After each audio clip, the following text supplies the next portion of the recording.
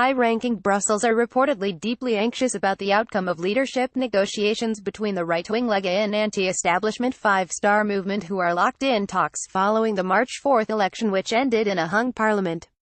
If Five Star managed to agree a compromise with Lega, Brussels could see a major EU country lobbying for pro-Russian measures in the EU Parliament.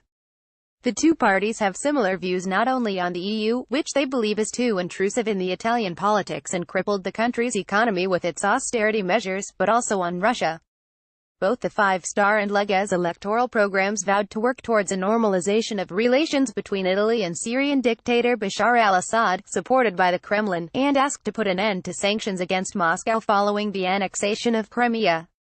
The parties also proposed a referendum that would ask Italians whether they want to ditch the euro and oppose to NATO exercises on Italian soil. We organize meetings, consultations, and there have been trips to Russia. Deputy Duma Speaker Sergei Zalesniak. Russia has been actively working to tighten his links with populist parties across Europe, and didn't fail to find allies in Italy.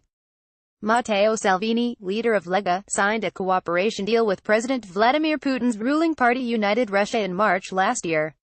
Details of what the deal entailed have never been released, but Deputy Duma Speaker Sergei Zalesniak publicly hailed his country's relationship with Mr. Salvini.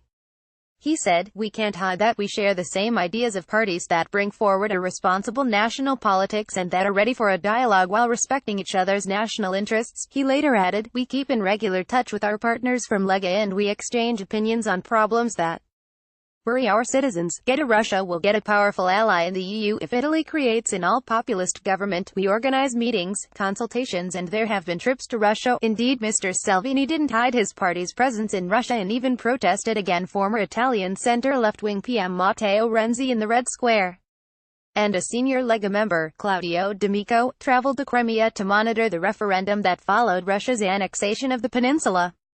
Following the Five Stars' rise in the last 5 years, Mr. Zalesniak said that Russia was ready to sign an agreement also with Luigi Di Maio's party. Lega leader Mr. Salvini protested in Brussels against sanctions to Russia in March 2017. He said, "We are familiar with Five Star and are in active dialogue with its representatives, but the signing of the cooperation agreement between us will be possible only after this party is ready for it. We are ready." A pro-Russian Rome would join Hungary and Greece in the count of EU countries backing Moscow, shifting significantly the balance to the east, as Rome was one of the funding countries of the European Community and is also a member of the G7 and NATO. Mr. Di Maio and Mr. Salvini are set to meet today in Milan to continue their discussions over a joint government.